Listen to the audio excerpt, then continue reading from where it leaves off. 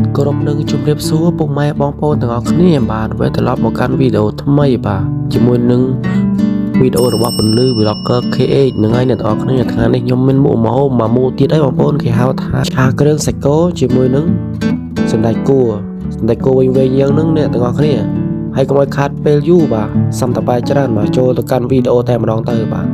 ជាដំបូងឡើយខ្ញុំហាន់សាច់ជាជំរាបស្និទ្ធទូចៗបងប្អូនហើយនេះដើមនេះខ្ទឹម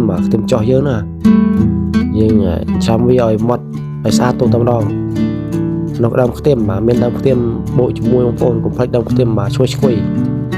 ហើយអានឹងម្រះប្រៅនឹងឲ្យអ្នកនរគ្នាអានឹងយើងមានម្រះប្រៅហើយគ្រឿងទេសរបស់យើងមានដូចជាទឹកត្រី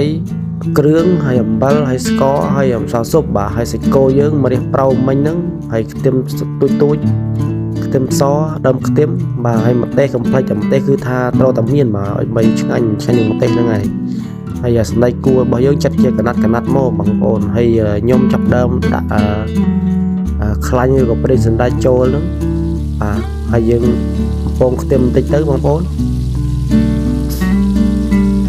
ហើយពងខ្ទឹមបានទុះហើយដល់ពេលតវាឡើង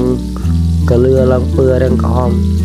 រាងចង់ឆ្អិតរាងក្រហមអញ្ចឹងហើយបងប្អូននឹងហើយយើងដាក់សាច់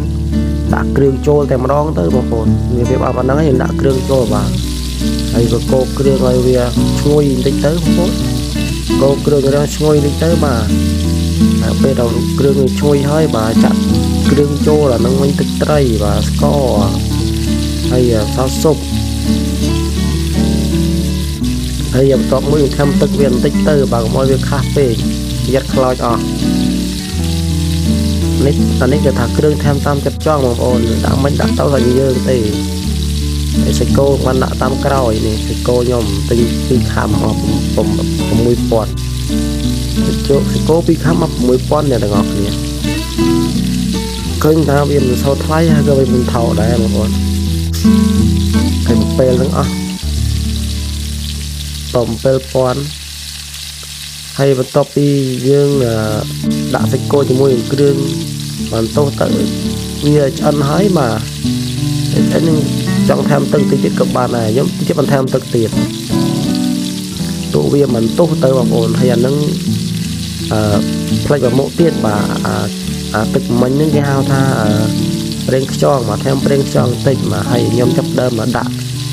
បន្លែវាចូលដល់បងប្អូនបន្លែនេះដាក់ឲ្យវាឆ្អិនបន្លែបន្តិចក៏ល្អដែរបងប្អូនឆ្ងាញ់ខ្ញុំចូលចិត្តទៅឆ្អិន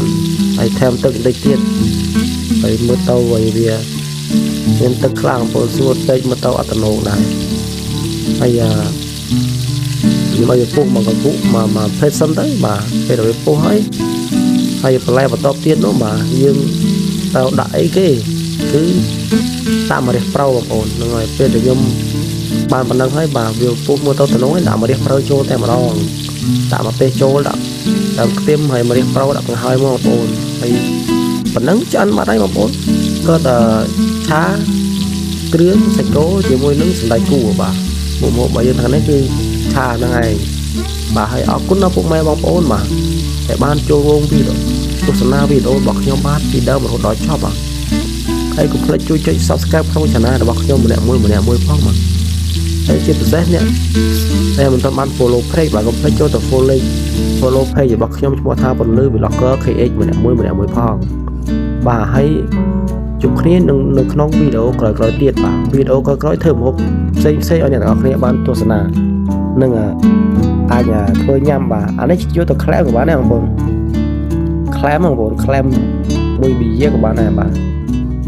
អរគុណបាយអ្នកនរគ្នាជួបគ្នានៅក្នុងវីដេអូក្រោយៗមើលឃើញសាច់ក៏ដឹងថាអេវបងប្អូននឹងស្អាតគឺកប់សេរីតែម្ដង